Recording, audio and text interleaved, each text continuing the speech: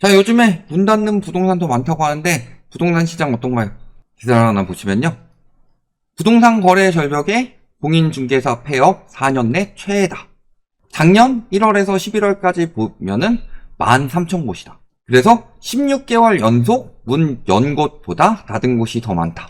즉 2023년은 부동산 공인중개사에게 최악의 해였다. 그러니까 그래요? 2023년에 집값 올라간다고 그래요.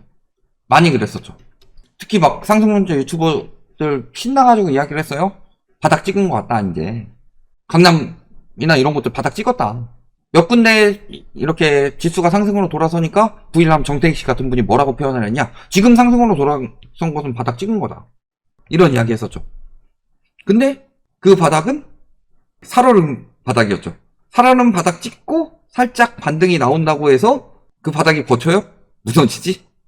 그래서 살얼음 바닥이었고 결국 서울 아파트는 하락 전환했습니다. 그래서 25개 자치구 중 20곳이 보합세이고 영등포나 강서 등이 하락으로 돌아섰다. 부동산 114에서 약세로 전환했다. 그리고 전세도 보합, 신도시 하락. 이게 부동산 시장의 실태고 또 그 다음에 이게 거래량이 나오죠. 이제 전국 매매가 26,000, 17,000 이렇게 되는 거고 특히 우리 서울 봐야 되죠. 서울 거래량 11월에 1,800건, 그 전에 2,200건. 이게 서울의 7, 8,000건 정도가 서울의 원래 거래량인데 지금 보시면 거래량이 요거보다 한참 밑으로 내려가 있죠. 우리가 보셔야 될 게 뭐냐면은 요때가 장기 하락할 때였는데 이때도 거래량은 평균 거래량보다 그렇게까지 처박히진 않았었어요. 그리고 상승세를 탈 때는 거래량이 오히려 늘어났죠. 2014년에 초이노믹스 시행되고 나서 평균 거래량 넘어가기 시작하면서 코로나 때 터지기 전에 요때 이제 평균 거래량 밑으로 떨어지면서 이런 식으로 갈 상황이었어요. 근데 코로나 터지면서 금리 확 낮춰서 확 늘어났죠. 코로나 터지면서 문제가 됐던 게 뭐냐면요. 전세가 상승이 가장 큰 문제였어요. 왜 영끌족들이 들어갔냐? 우리가 이 부분에 대해서 생각을 해야 되는데 그들이 욕심 때문에 들어갔다. 물론 이런 부분도 없지 않아 있죠. 그런데 좀 안타까운 부분은 그때 사기꾼들이 무슨 이야기를 했냐? 사기꾼이라고 표현하겠습니다. 임대차 3법 때문에 전세가가 2년치 받을 거를 4년치 미리 올려서 받기 때문에 너네는 전세 살면은 계속 돈 모아도 전세가 올려주는 만큼도 못 모은다. 그러니까 지금 당장 집 사야 된다. 이 말에 굉장히 공포 심리를 많이 조장했어요. 전세 포비아를 만든 거죠. 그래서 패닉 바잉을 만든 거예요. 그러면은 너는 왜 미쳤다고 영끌하냐? 너 지금 먹고 사는 거 보면은 너 영끌해서 죽어나겠는데. 그러니까 그들이 반발 심리처럼 나오면서 내가 그래서 사서 옳았지 않냐? 라고 나온 말이 벼락 거지인 거예요.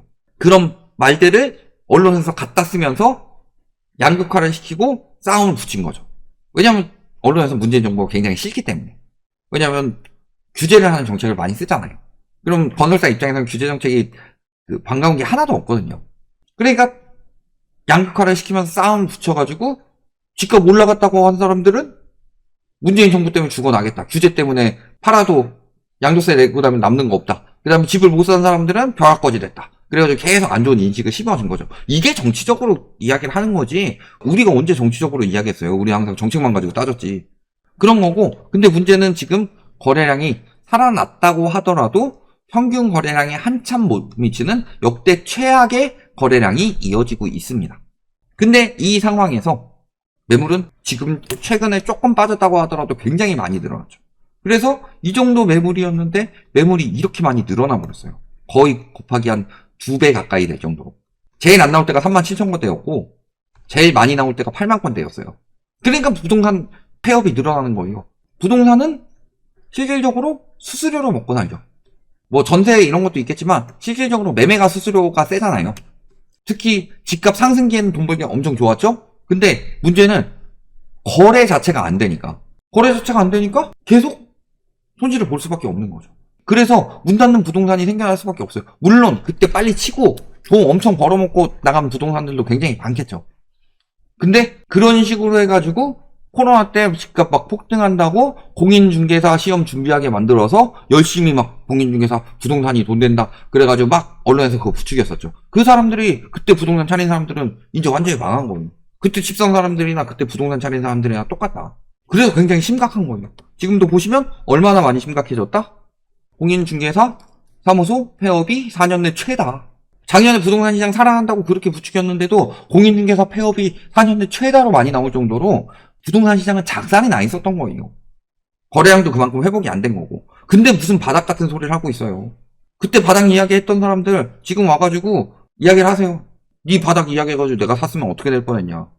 왜냐면 매물은 많은데 재고량의 0.1%만 팔리고 있다. 그래서 1167건 넉 달째 감소인데 지금 0.1% 그러니까 나오는 거에 0.1%만 팔리고 있다는 소리예요. 0.1%만 팔리는 시장이 뭐 얼마나 잘 되는 시장이겠어요. 근데 무슨 살아나긴 뭘 살아나요. 거래량이라는 게 부동산 시장을 판단하는 굉장히 중요한 지표다. 요즘에 보시면 이런 이야기 많이 하죠. 공급 부족이다. 이런 것들 계속 나오죠. 공급 가뭄, 서울 아파트 그래서 전세 대란 나게 생겼다. 근데요, 우리가 봐야 될 건 수요 공급의 논리잖아요. 수요가 중요해요, 공급이 중요해요. 둘 다 중요하지만 그 중에 더 중요한 건 뭐예요? 더 중요한 건 수요예요. 왜냐면은 공급은 두 개가 있습니다. 매물이랑 그 다음에 신축, 신규 공급 이게 있는데 요 신규 공급은 2, 3년 전에 이미 계획이 돼 있어요. 그러니까 공급은 변동이 될 수가 없다는 소리예요. 그리고 매물은 시장에 영향을 받겠지만 실질적으로 그래서 왔다 갔다 하는 게 수요예요. 공급은 크게 변동이 될 수가 없는데 수요는 늘었다 줄었다 왔다 갔다 하니까 변동성이 좋으니까. 그러면은 우리가 봤을 때는 요걸 다 파악을 해야 돼요. 수요를 나타내는 것이 거래량이고 공급을 나타내는 것이 매물이에요. 신축이 아니라.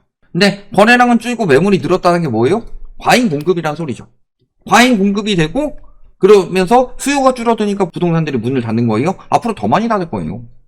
부동산 시장이 장기간 침체된다고 해봅시다. 집값이 많이 떨어지면서 그래도 이 정도까지 떨어졌으면 사도 되겠다 해서 거래량이 차츰 늘어나야지 부동산도 살아나는 건데 작년에 보세요. 건설사 안 좋았죠? 그 다음에 작년에 부동산 폐업도 제일 많았죠? 건설사 폐업도 역대급이죠? 또 저기 경매도 역대급으로 많이 나왔죠? 지금 뭐 전세가 올라간다라고 하지만 2년 전 대비로 해서 전세가 떨어진 거는 3분기보다 4분기가 더 컸어요. 계속 역전세 폭은 커지고 있죠? 그 다음에 대위 변제 금액 작년에 전세금 못 돌려주는 금액 역대 최다죠? 또 뭐 있었어요? 분양 된다 두손중공 살리게 해도 분양시장 한계가 있었죠? 할인 분양 나왔죠? 이런 상황이 나오고 있는데 그냥 수치적으로 그래도 전부 다 거래량 조금 올라갔고 전부 다 평행평률 조금 더 나왔고 그러다 보니까 이제 가격 잠깐 데드캣 바운스 나오면서 전에 거래했던 것보다 조금 오른 가격이 나왔어. 이걸 가지고 바닥 찍었다고 말하는 게 말이 되느냐. 그렇잖아요. 그러니까 그때 바닥을 찍었다는 건 무슨 소리냐면요. 제가 철원권이었어요. 철원에 많이 떨어질 때 영하 30도씨까지 떨어졌어요. 평균 영하 20도대는 많이 나왔어요. 영하 20도대가 막 나왔는데 가끔 따뜻해지는 날이 옵니다. 0도에서 마이너스 5도 정도. 이렇게 좀 따뜻해지는 날이 옵니다. 이게 정말 싫은 게 뭐냐면요. 왜 이때가 싫냐면은 이렇게 따뜻해지면 눈 와요. 하늘에서 쏟아져 내립니다.